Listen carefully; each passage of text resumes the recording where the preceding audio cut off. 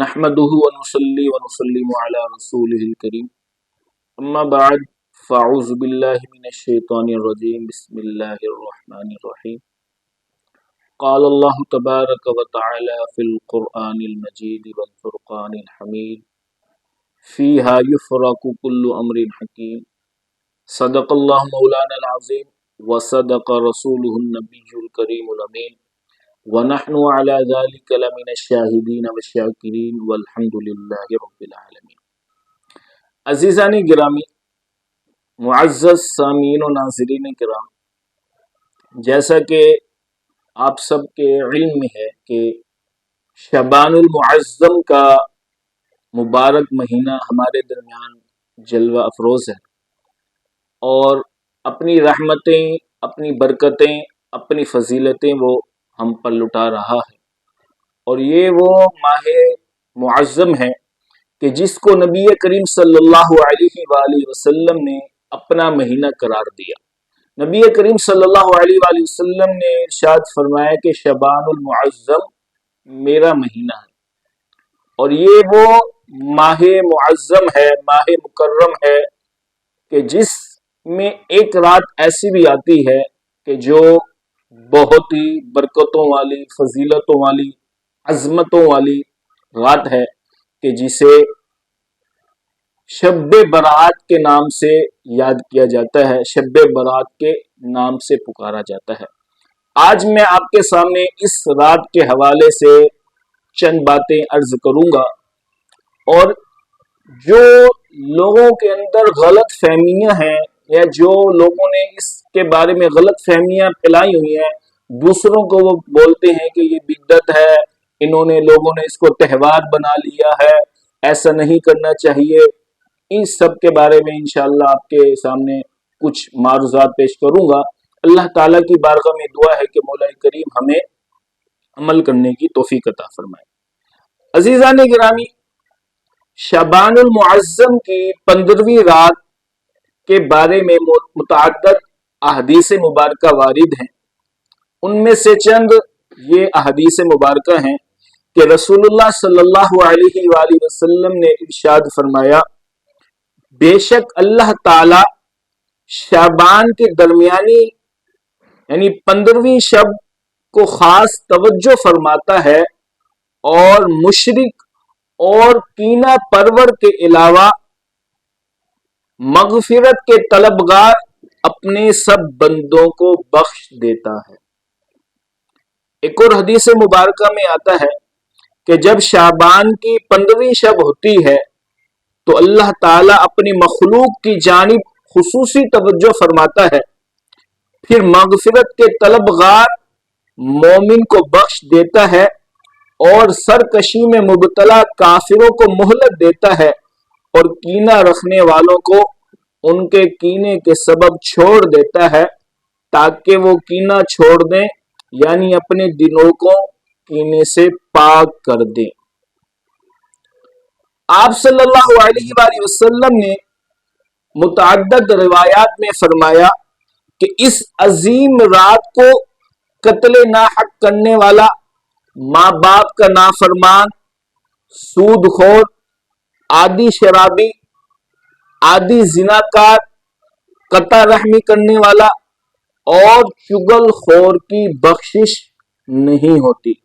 یعنی ان کبیرہ گناہوں کا ارتکاب کرنے والے شریعت میں بیان کی ہوئی قبولیت توبہ کی شرائط پوری کیے بغیر اللہ تعالی کی مغفرت اور معافی کے حقدار نہیں بن سکتے۔ یعنی اللہ تبارک و تعالی اس رات اپنے بندوں کو معاف فرماتا ہے، ان کے گناہوں کو بخش دیتا ہے، لیکن یہ جو افراد ہیں، ناحق قتل کرنے والے، شراب خور، والدین کے نافرمان اور زناکار، قتل ناحق کرنے والے، چغل خور، قطع رحمی کرنے والے، فرمایا یہ جب تک اپنے ان گناہوں سے باز نہ آ جائے، پکی سچی اللہ تعالیٰ کی بارگاہ میں توبہ نہ کر لیں، تو فرمایا اس وقت تک اللہ تعالیٰ ان کو معاف نہیں کرتا۔ پکی سچی توبہ کر کے اگر یہ اللہ تعالیٰ کی بارگاہ میں دعا کریں تو اللہ تبارک و تعالی ان سب کو بھی معاف فرما دے گا۔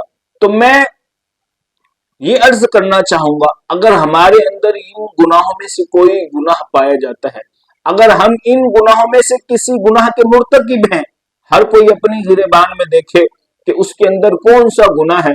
اگر ان گناہوں میں سے کوئی گناہ کرنے کی عادت ہے تو شعبان المعظم کی 15 شب آنے سے پہلے پہلے انسان پکی سچی اللہ تعالیٰ کی بارگاہ میں توبہ کرے۔ اللہ تعالیٰ کی بارگاہ میں توبہ کر کر وہ دعا مانگے گا تو اللہ تبارک و تعالیٰ انشاءاللہ اس کی دعا کو قبول فرمائے گا، اس کی توبہ کو قبول فرمائے گا، اور اللہ تعالیٰ اسے بھی بخشش کے پروانے سے نواز دے گا۔ ایک حدیث مبارکہ میں آتا ہے کہ جب شعبان کی درمیانی شب آئے تو رات کو نوافل پڑھو اور دن میں روزہ رکھو، کیونکہ اللہ تعالیٰ اس رات کو غروب آفتاب ہی سے آسمان دنیا کی طرف نزول فرماتا ہے جیسا اس کی شان کے لائق ہے، اور پھر ارشاد فرماتا ہے کہ کیا ہے کوئی مغفرت کا طلبگار کہ میں اسے بخش دوں، ہے کوئی رزق کی کشادگی کا طلبگار کہ میں اسے رزق عطا کروں، ہے کوئی مصیبت میں مبتلا کہ میں اس کی مصیبت کو دور کروں۔ الغرض بندوں کی تمام حاجات کا اللہ تعالیٰ ذکر فرماتا ہے۔ اللہ تعالیٰ کی طرف سے یہ فیضان طلوع فجر تک جاری رہتا ہے۔ عزیزان گرامی، دیکھا آپ نے، اللہ تعالیٰ آسمان دنیا کی طرف خود نزول فرماتا ہے اور اللہ تعالیٰ اس طرح پکارتا ہے۔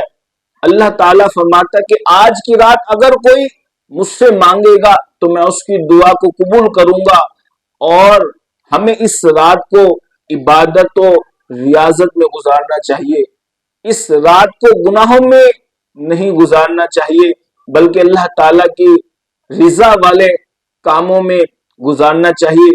اور خود نبی کریم صلی اللہ علیہ وآلہ وسلم کا کیا معمول تھا، ایک حدیث مبارکہ میں آتا ہے کہ حضرت عائشہ رضی اللہ تعالی عنہ بیان کرتی ہیں کہ شعبان کی درمیانی شب رسول اللہ صلی اللہ علیہ وآلہ وسلم میرے بستر سے اٹھ کر تشریف لے گئے۔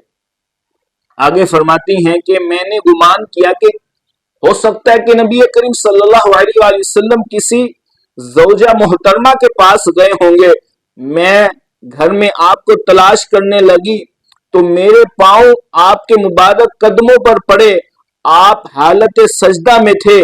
مجھے یاد ہے آپ فرما رہے تھے، اے اللہ میرے جسم اور جان تیری بارگاہ میں سجدہ ریز ہیں، میرا دل تجھ پر ایمان لایا، میں تیری تمام نعمتوں کا اعتراف کرتا ہوں، اور فرمایا کہ میں نے اپنے آپ پر زیادتی کی، تو مجھے بخش دے کیونکہ تیرے سوا کوئی بخشنے والا نہیں۔ میں تیری سزا سے بچ کر تیرے عفو و کرم کی پناہ میں، تیرے غضب سے بچ کر تیری رحمت کی پناہ میں، تیری ناراضی سے بچ کر تیری رضا کی پناہ میں، اور تیری گرفت سے بچ کر تیری پناہ میں آتا ہوں۔ اے اللہ عز و جل، میں تیری حمد و ثنا کا حق ادا نہیں کر سکا، تیری کامل ثنا وہی ہے جو تو نے اپنی ذات کی فرمائی۔ آگے چل کر فرماتی ہیں حضرت عائشہ رضی اللہ تعالی عنہا کہ حضور صلی اللہ علیہ وآلہ وسلم نے ارشاد فرمایا کہ اے عائشہ، تمہیں معلوم ہے کہ آج کی رات میں کیا کیا برکتیں ہیں؟ انہوں نے عرض کی حضور آپ بتائیے، تو نبی کریم صلی اللہ علیہ وآلہ وسلم نے ارشاد فرمایا اس رات کو آنے والے سال کے دوران بنی آدم کے ہر پیدا ہونے والے بچے اور ہر وفات پانے والے شخص کا نام لکھ دیا جاتا ہے، اور اس رات کو بندوں کے اعمال اٹھائے جاتے ہیں اور اسی میں ان کا رزق نازل ہوتا ہے۔ عزیزان گرامی، اس طویل حدیث سے آپ اندازہ لگا سکتے ہیں کہ حضور صلی اللہ علیہ وآلہ وسلم اللہ تعالیٰ کے حضور کس قدر عجز و انکساری فرماتے تھے۔ آپ صلی اللہ علیہ وآلہ وسلم کے دل پر اللہ تعالیٰ کی جلالت کا کتنا غلبہ تھا، آپ کس قدر انہماک سے اللہ تعالیٰ کی عبادت کیا کرتے تھے، اور اتنی کثرت عبادت کے باوجود آپ اللہ عز و جل کی رحمت کے طلبگار رہتے تھے، اور یہ سب آپ صلی اللہ علیہ وآلہ وسلم امت کو تعلیم دینا چاہتے تھے کہ اللہ کا بندہ کثرت عبادت سے چاہے انتہائی بلندی پر پہنچ جائے لیکن اپنی عبادت اور تقوی پر ناز نہیں کرنا چاہیے. یعنی حضور صلی اللہ علیہ وآلہ وسلم نے گویا اس احادیث میں اپنی امت کو تعلیم دی ہے کہ انسان کتنا بھی بڑا بلند مقام پر پہنچ جائے لیکن پھر بھی اللہ تعالیٰ کے سامنے عجز و انکساری کرنی چاہیے. اللہ تعالیٰ کے سامنے وہ عجز و انکساری کرے، اپنی عبادت پر، اپنے تقوی پر وہ ناز نہ کرے. عزیزان گرامی، ان احادیث مبارکہ سے شب برات کی فضیلت کا پتہ چلتا ہے کہ یہ عظیم رات ہے کہ جس میں اللہ تبارک و تعالی بندوں کی دعاؤں کو قبول فرماتا ہے، ان کی بخشش و مغفرت فرماتا ہے. اس رات مرنے والوں کے نام لکھے جاتے ہیں اور اس رات رزق سب کا لکھا جاتا ہے. تو اس لیے اس رات کو عبادت میں گزارنا چاہیے، گناہوں والے کاموں سے اپنے آپ کو بچانا چاہیے. اس رات میں لوگ قبرستان جاتے ہیں، یہ اچھا کام ہے، قبرستان جانا چاہیے، کیونکہ ایک حدیث مبارکہ میں آتا ہے کہ نبی کریم صلی اللہ علیہ وآلہ وسلم نے ارشاد فرمایا کہ پہلے میں تمہیں قبرستان جانے سے منع کیا کرتا تھا لیکن اب تم قبرستان جایا کرو اور قبروں کی زیارت کیا کرو، کیونکہ قبرستان جانے سے انسان کے دل میں آخرت کی یاد پیدا ہوتی ہے. جب انسان قبرستان میں جاتا ہے، وہاں قبروں کو دیکھتا ہے تو اس کے دل میں آتا ہے کہ اس قبر میں رہنے والے پہلے ہماری طرح اس دنیا میں رہتے تھے، اس دنیا میں وہ اپنے کاروبار، اپنے معاملات چلایا کرتے تھے اور پرتعیش زندگی گزارتے تھے، لیکن موت کے بعد وہ اس چھوٹی سی قبر میں مدفون ہے. تو اس سے آخرت کی یاد پیدا ہوتی ہے. تو اس لیے نبی کریم صلی اللہ علیہ وآلہ وسلم نے ارشاد فرمایا کہ قبرستان جایا کرو. اور اس رات میں بیری کے پتوں کے ساتھ ان کو گرم کر کر ان کو جوش دے کر نہاتے ہیں. تو یہ بزرگوں نے اپنے تجربات سے، اپنے مشاہدات سے لکھا کہ اگر کوئی اس رات بیری کے پتوں کے ساتھ اگر وہ غسل کرے گا تو تمام سال جادوں سے محفوظ رہے گا. تو یہ ایک یعنی اچھا کام ہے، کوئی فرض واجب یا کوئی مستحب کام نہیں ہے. اور بعض لوگ اس پر اعتراض کرتے ہیں کہ لوگوں نے اس کو تہوار بنا لیا. میں نے کل ہی ایک ویڈیو دیکھی، ایک عالم صاحب جو دوسرے مکتبہ فکر سے تھے، وہ کہہ رہے تھے کہ لوگوں نے اس کو تہوار بنا لیا ہے، یہ بدعت ہے، اس کو ختم کرنا چاہیے. تو عزیزان گرامی، کسی نے بھی اس کو تہوار نہیں بنایا. تہوار وہی ہے کہ جو شریعت مطہرہ نے بیان فرمائے ہیں. لوگ کہتے ہیں کہ تم نے اس کو عید بنا لی، ہم اس کو عید نہیں بناتے، یہ ہمارے لیے عید کا موقع نہیں ہے. عید وہی ہے کہ جو شریعت مطہرہ نے بیان فرمائی. عید الفطر، عید الاضحیٰ اور جمعے کے دن کو بھی عید کہا گیا ہے، جمعہ کا دن بھی عید کا ہے. لیکن یہ مخصوص راتیں ہیں کہ جن کا ذکر احادیث مبارکہ سے ملتا ہے. اس کو تہوار نہیں بنایا. اور وہ صاحب کہہ رہے تھے اس میں کھانے وغیرہ پکائے جاتے ہیں. تو بعض احادیث مبارکہ میں، بعض روایات میں یہ آتا ہے کہ اس دن جو روحیں ہوتی ہیں اپنے گھروں میں آتی ہیں اور وہ اپنے گھر والوں سے اصالِ ثواب کا تقاضا کرتے ہیں. تو جو ہم کھانا اگر پکاتے بھی ہیں تو اپنے مرحومین کے اصالِ ثواب کے لیے ہوتا ہے.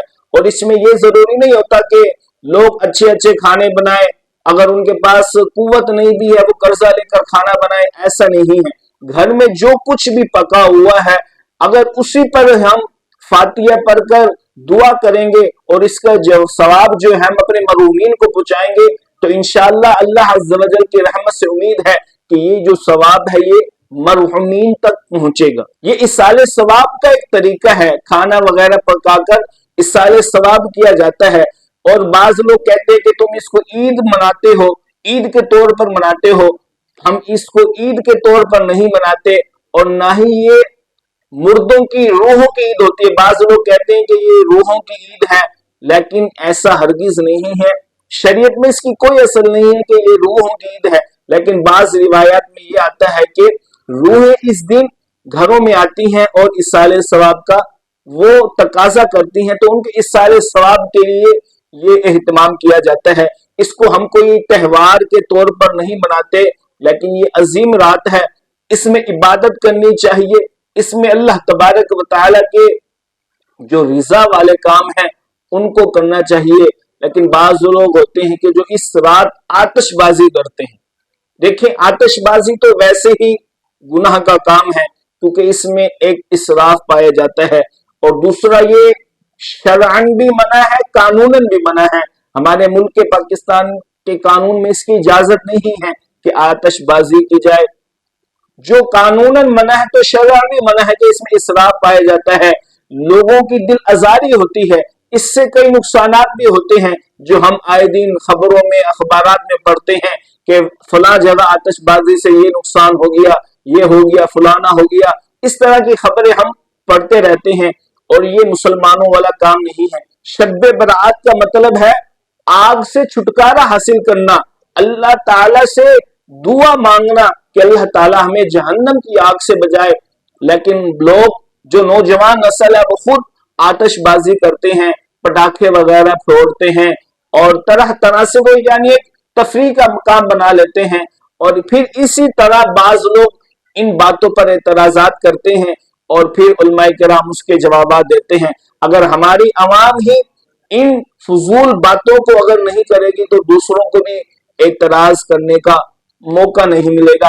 اور آخری بات میں یہ عرض کروں گا کہ اس رات عبادت کا اہتمام کرنا چاہیے، قرآن پاک کی تلاوت کرنی چاہیے، ذکر و اذکار کرنا چاہیے، نوافل بھی پڑھنے چاہیے۔ لیکن نوافل سے بہتر انسان کے لیے یہ ہے کہ وہ اپنی قضا عمری کرے۔